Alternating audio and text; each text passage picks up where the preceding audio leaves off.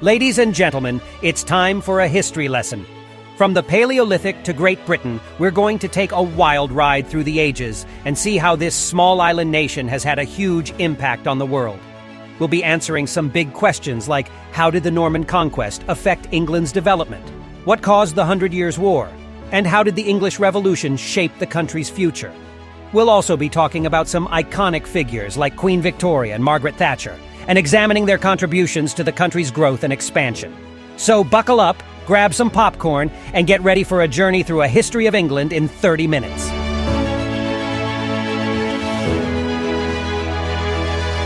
Great Britain is a tiny island by the standards of the planet, but by a strange coincidence, it is always at the center of events. Therefore, the history of Britain is incredibly interesting and useful for the outlook. After all, knowing it, you can understand why Rome fell, why the era of the colonies began, and how the United States came into being. That's what we're going to talk about in the next couple of minutes, right after your comment about which country's history we're doing next. And our journey will begin somewhere between 900 and 1000 BC. DNA research shows that even that long ago, members of the genus Homo walked in Britain. It is interesting that the human footprints found in English Happisburgh are considered to be the oldest in all of Europe. It is true that periodically, people left the area because of the ice ages which turned it into tundra. Britain was not yet an island and was connected to the mainland by a kind of bridge, which scientists call Doggerland. The whole history of Britain in the Paleolithic looked like this. In the warming, people, even Neanderthals, came to live there, and in the ice ages and went south. It is thought that our ancestors finally settled in Britain about 12,000 years ago, at the end of the last ice age maximum. The warm Holocene followed, and the first permanent settlements appeared. It is believed that the representatives of the Creswellian culture can simply be called the Britons. Their life in about 10,000 BC was similar to that of the inhabitants of Northern Europe. But that all changed when Ireland split away from Britain 9,500 years ago. And 8,000 years ago, the area itself broke away from Europe and became an island. Thanks to the good climate, people settled even in northern Scotland and were mostly nomads and hunters. The first hints of farming and domestication of animals in Britain date back to 4500 BC, and the color of the inhabitants' skin might surprise many. DNA analysis of a Cheddar man who lived just at the time of Britain's separation from Europe showed that he was dark brown with dark curly hair and blue eyes. By the way, the DNA of this ancient inhabitant of Europe can now be found in only 11% of the inhabitants. It's a funny story, because only 21% of modern British residents have ancestors among the very first settlers who came at the end of the Ice Age. And a whole 51% are the descendants of the guys who settled Britain already by the time it became an island. The highest percentage of native British genes is found only in Wales. Well, from other interesting facts, somewhere around here in 3000 BC, the guys built Stonehenge, began mining flint, and actively traded even with distant territories. The British had mastered bronze by about 2150 BC, and in 1600 they discovered deposits of tin, which, for a second, supplied all of Europe, indicating not only a developed industry, but also the skill to build ships. Thanks to this, the processes of migration continued. In York, in general, found the remains of the brain of a man who lived sometime in the 500 BC and was a settler from the Middle East. But the largest group of migrants is the Celts. Originating as an ethnic group in Germany and France, the Celts spread throughout Europe. At the same time, the technology of ironworking and the name of the islanders penetrated into Britain from southern Europe. A funny story is related to this because Caesar noted in his notes that the people known to the Romans as Gauls actually called themselves Celts, and they were in turn called Britons by the inhabitants of other territories. In general, it is almost unreal to discern who is Celtic and who is not, and this still causes heated debate among scientists. It is known only that the name Brittany was given to the people by the Greek traveler Pythias. He visited Britain somewhere in the year 325 BC and described its people as masters of wheat cultivation and also traders, for the island was awfully rich in minerals. There were no states as such in Britain. It wasn't until 175 BC, in Kent, Essex, and a couple of other regions in the south of England, that large enough populated areas sprang up to be considered the first cities. Mostly the language spoken there was Celtic. But we could meet Romans as well as Germans who migrated to Britain in a particularly active way. The migrations and the rich history of trade between the islanders and the continent were the reason the territory was targeted by Rome. Historians believe that the last straw was the Britons' help to the Gauls in their next rebellion against the Roman Empire. In 55 BC, Caesar took 2 legions and kicked Britain's asses pretty good. After all, as we have already mentioned, Britain was mostly populated by little connected tribes, and even technically backward from the Romans. A year later, Caesar would inflict more damage on the island, but he would return to the continent after collecting the contribution. Britain would finally become a province of Rome more than 100 years later.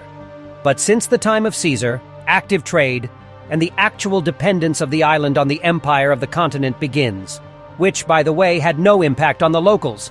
They have traded with Europeans before, and the Romans did not impose their language and culture on the conquered territories. Everything happened of its own accord, and by the 1st century AD, England was Romanized. But not all of Britain, for the Scottish barbarians would bleed Roman legions in the following centuries. And to repel their raids, emperors would personally build real defensive ramparts. But with the fall of Rome in the middle of the 1st millennium, AD, the most interesting thing began. The Anglo-Saxons, the ancestors of many people in modern England, came on the scene. And by tradition, both the Angles and the Saxons are Germanic tribes, the same ones that were one of the causes of the collapse of the Roman Empire. For Britain, it culminated in a similar conquest that ended closer to the 7th century, with the Angles and Saxons conquering the territory of modern England. In this, by the way, lies the root of the internal contradictions in the British Peninsula, which persist to this day. After all, the Scots, the Irish, and the Welsh were not conquered by the Anglo-Saxons. They are de facto undefeated descendants of the Celts, which gives them reason to be proud. But anyway, the Celts were backward tribes, and the Anglo-Saxons made 7 mini-kingdoms in Britain, which later united and called themselves England for the first time in history. Alfred the Great was appointed King of the United States, which was noted for the fact that he lost his first major war. For in the late 8th century, the Vikings entered the arena, and the first thing they did was encroach on the sweet territories of southern Britain. The newly formed Kingdom of England desperately resisted, but eventually a peace treaty was concluded, under the terms of which London and a large part of the lands went to the Vikings and became known as Danelaw. It was not until 1018 that the English would be able to take back their territories. But again, Scotland, Wales, and Ireland continued to live by their own laws and customs. Well, the quiet life, without European attempts to conquer Britain, did not last even 50 years. In 1066, William the Conqueror routed the Saxons at the Battle of Hastings. The Normans, representatives of a duchy from northern France, began to rule England, even though some historians believe that conquest was out of the question. After all, the last of England's independent kings, Edward, was born in Normandy and lived there for a long time. So William, who took the country, rightly named himself his heir, and de facto continued the line of succession. The Norman period is considered a turning point in British history, for the English were on the brink of ruin. The Anglo-Saxons were kicked out of the aristocracy, the English language was persecuted, and almost all of London communicated in French. It is there that the rudiments of the formation of a unified state on the island are found. After all, the Anglo-Saxons, shocked by the Normans, fled to Scotland and even Ireland, for the independent descendants of the Celts were at least their own, not aliens from Europe. Nevertheless, it was the Normans who laid the foundations of feudalism, and as such, of a unified state in Britain. Chivalry emerged. Peasants were driven into dependence, and royal power was strengthened and feared. In short, the situation was such that the French ruled the country, but the lower classes were Anglo-Saxons.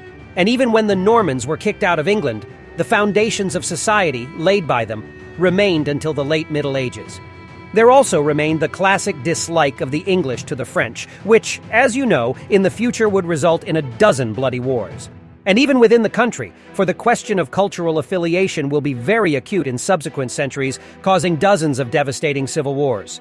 But what is important for us is that after the Normans, the Plantagenets, who ironically were once again French, came on the scene. The Plantagenet surname itself came from France and was carried by the father of Henry II, who was elected in 1154. In the first half of his reign, Henry held his own. He restored central authority, taxed the feudal lords, and used the money to hire his own army. Also, the English crown, through kinship, began to hold sizable territories in France. and Henry also grabbed Ireland in the process. But towards the end of Henry's life, the legendary Richard the Lionheart, his son, who marked his exploits in the Crusades, entered the scene. The funny thing is that within England, Lionheart was hated with all his soul and is considered one of the most untalented kings. For one thing, while Henry was still alive, he forced the king to become a vassal of France and return her territories. Secondly, in raising money for the Crusades, the Lionheart took the last of the people of England in the cruelest way. Later, when Richard was taken prisoner by Austria, the whole country had to contribute to the ransom, taking from everyone a quarter of the income. In general, the romantic image of the Lionheart was not so good in reality. Only Richard's brother John could unwittingly make things better. Under his reign, the legendary Charter of Liberties was created. The year is 1215, and the charter has yet another ironic twist, for King John never even thought of creating it, dreaming of a free and untaxed populace up to his eyeballs in his darkest dreams. It was about another toothless war between the English and France, on which they again raised a lot of money, turned the Pope against themselves, and lost miserably on all fronts. The population, tired of living in misery, together with the barons, tired of taxes and lawlessness, gave the king an ultimatum in the form of signing the Charter of Liberties. It marked the possibility of punishment only after trial, delineated the rights and duties of the people, and brought order to the chaotic state system of England. Now the king could not simply hang half the city or take property from his subjects. The charter would go a thorny way, but its individual articles are still in force today as a symbol of freedom and the resistance of ordinary citizens to tyranny. As for the Plantagenets, I do not want to describe the later life of their dynasty. It is a vicious cycle of wars with France over territory, successive kings, attempts to violate the Charter of Liberties, and internecine wars with the barons who rebelled against the crown. The kings drove out the Jews, conquered Wales, and occasionally introduced some good reforms. By the way, it was after the conquest of Wales that English kings began to call their heirs Princes of Wales, and the tradition lives on to this day. The Plantagenets had a parliament and expanded the rights of the people, but at the same time they meddled in the affairs of Scotland, where they were got in over their head, and of course waged a century-long war. In its context, it is important to understand the main thing. Until Henry IV, who became king in 1399, all the kings of England were either French or French-speaking. Henry was the first king for whom English was the native language, and the 100 Years' War began 60 years before his reign, in 1337. And we can say that even though geographically the two countries were at war, both countries were led by the French. In general, the term 100-Year War is too general. We have mentioned that we do not want to describe the Plantagenet period, because it is an endless carnival of squabbles for power. Also, historians are tired of describing hundreds of conflicts between England and France, so they didn't bother to combine dozens of small ones into a big one, calling it the 100 Years' War. And as we have already mentioned, the war began not as a battle between two states, but as an internal showdown of related dynasties. It began with the English king claiming, as usual, the territory of France, and the French in turn claiming the territory of England in Europe. The first phase, which lasted 23 years to 1360, the French lost with a bang. The reason was technical backwardness and lack of a regular army as such. It was every man for himself, while the English had long since had the resources for well-trained warriors. Charles V, King of France, shook up the army, reformed it along the lines of England's, and in the second stage, lasting until 1380, he smashed the British to smithereens. They took offense, regrouped, and by 1420 had taken almost all of France. The key to success was the infantry, which displaced the expensive and small number of knights. They were easier to train, paid less, and could create a powerful force in a short period of time.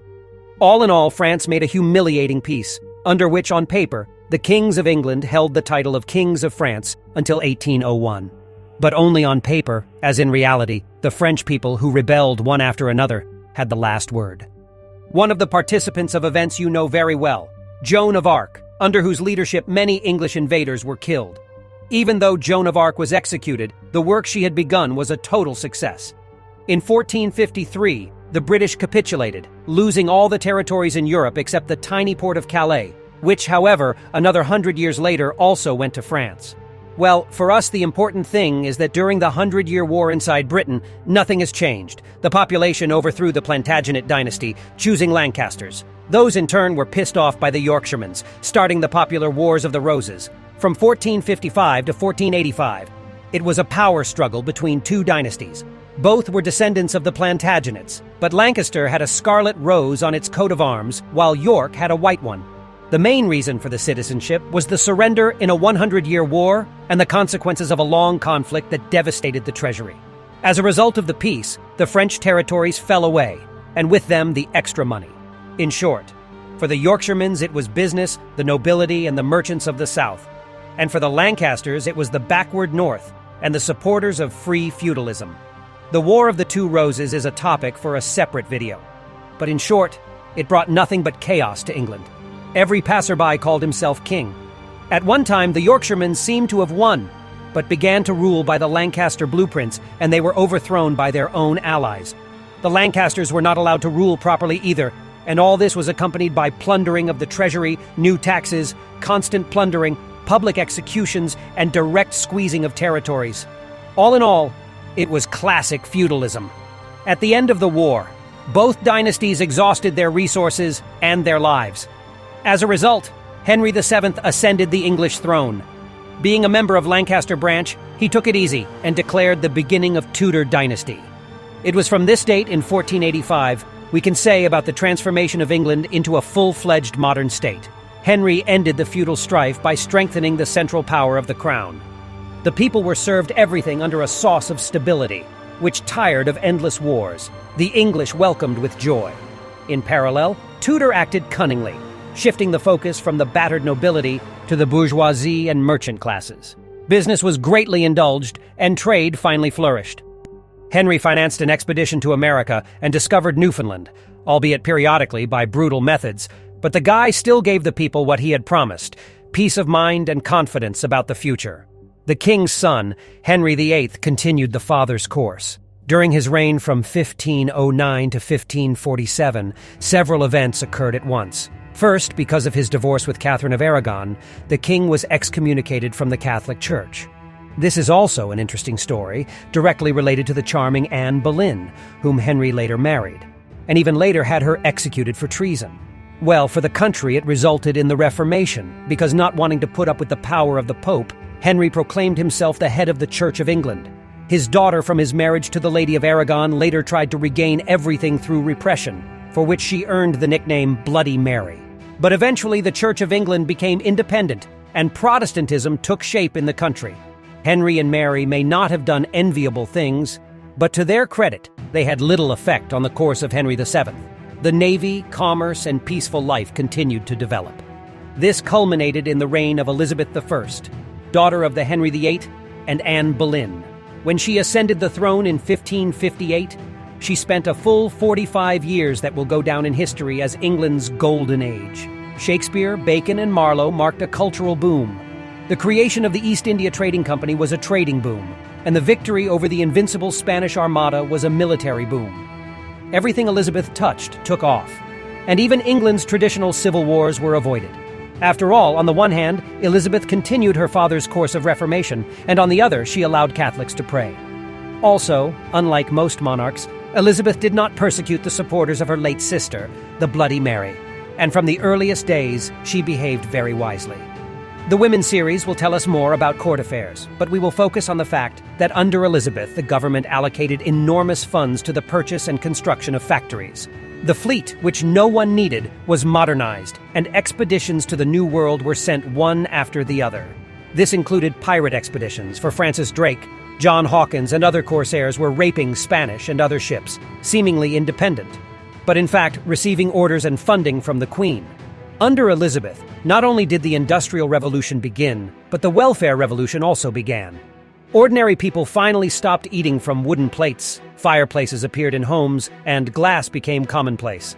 But of course, one of the Queen's greatest accomplishments is the victory over the Spaniards. Remember Bloody Mary, Elizabeth's sister. Her husband was the King of Spain. He proposed marriage to Elizabeth, but she refused, exacerbating the contradictions, which were enough, because England and Spain were the most powerful countries in Europe. The climax was the Dutch struggle for independence, where the rebels were supported by England and ruled by Spain. Elizabeth acted cautiously, but in the face of the threat of Spanish domination of the continent, she moved to decisive action. And despite widespread opinion, the Anglo-Spanish War ended neutrally.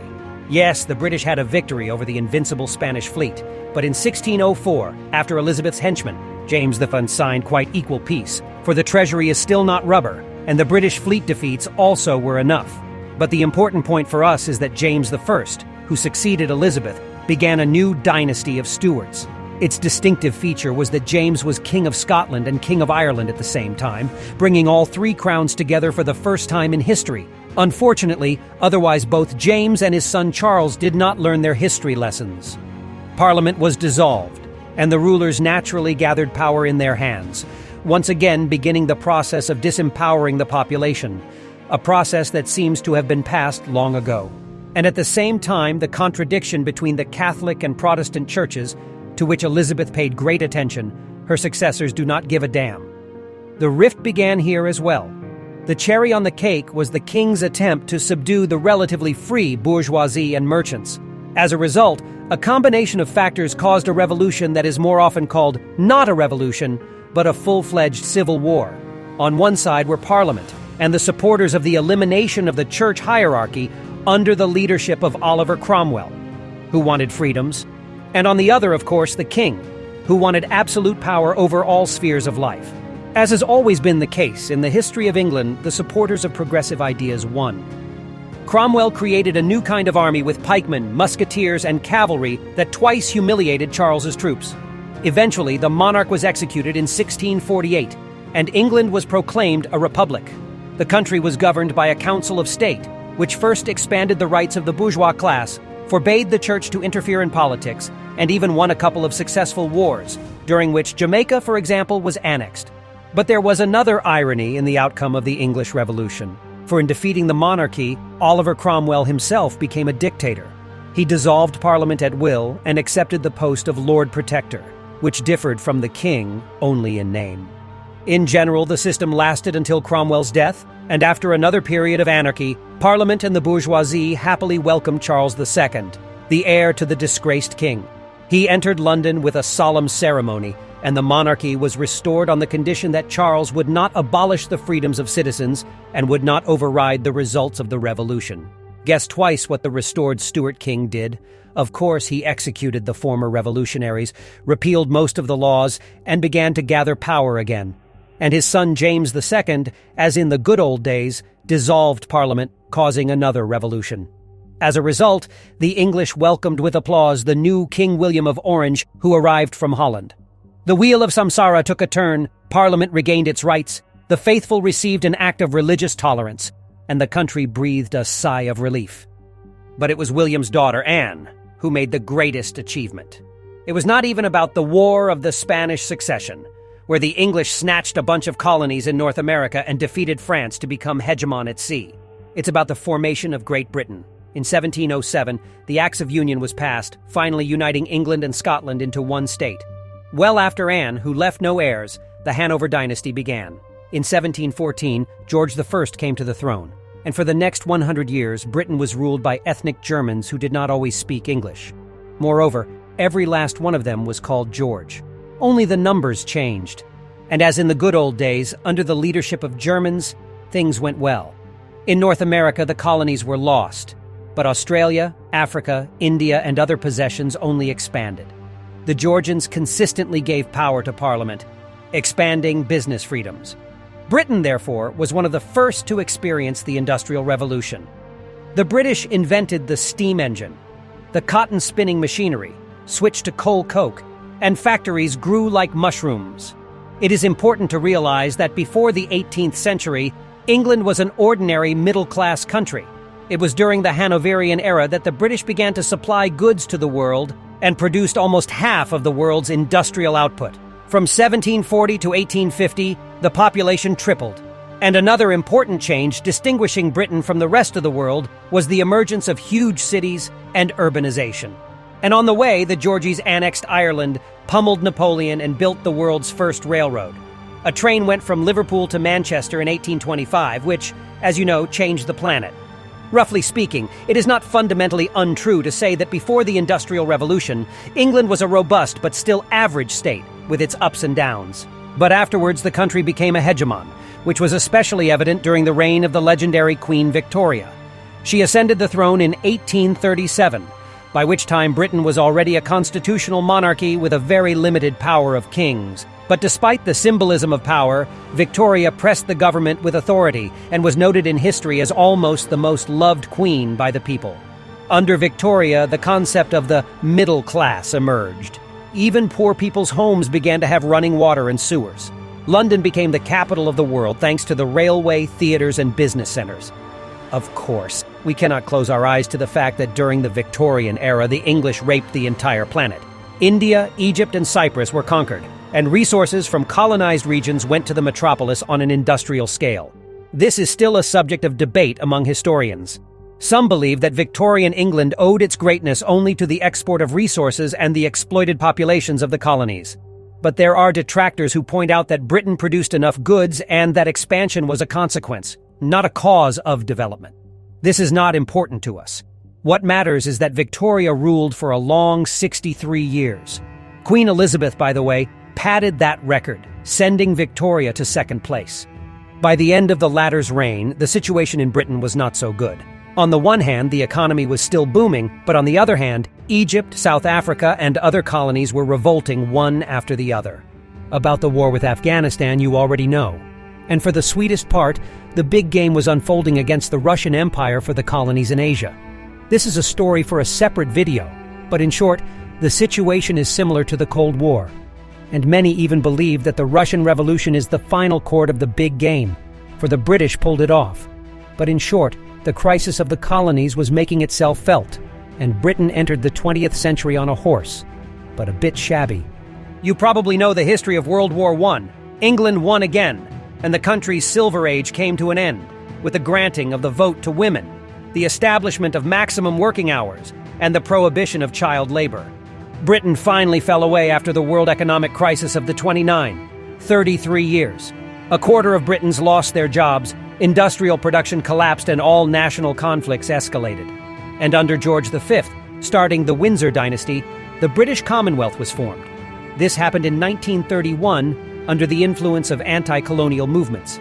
India, Canada, and other British possessions gained de jure independence, but de facto continued to be ruled by the Crown. Because of the many problems, the British had no time for Hitler, and the Chamberlain government in the 1930s proclaimed the so-called policy of appeasement of German ambitions. You know very well what this led to.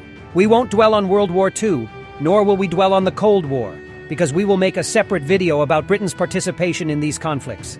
We are interested in the history of Britain itself, and that's where it all went wrong.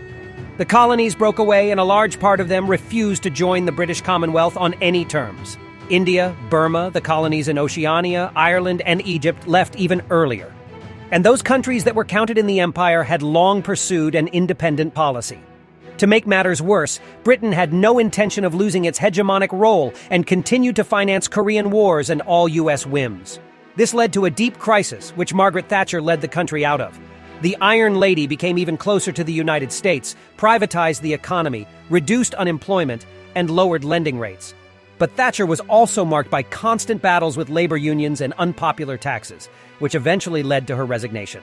Since 1990, Britain entered the modern era, events that you probably know. We will only note that the British Commonwealth of former colonies has not gone anywhere to this day. The Crown formally governs Australia, Canada, and India, as well as the lesser-known Mozambique, Rwanda, and South Africa. In total, in the Commonwealth, there are more than 2 billion people, and it is really amusing in the context of history that in the second half of the 20th century, active attempts to join it took France, the country which all history was at war with England, even planned to unite into one state. But it did not work out, and the Commonwealth is now more a circle of interests than a real state power. Nevertheless, it is foolish to think that Britain, with all its power and connections around the world, has passed the peak of its power. For the history of this country demonstrates that occasionally the British know how to raise their heads and make a mess of things. Thanks for watching. If you liked it, please consider subscribing, liking, and leaving a comment. See you again, folks!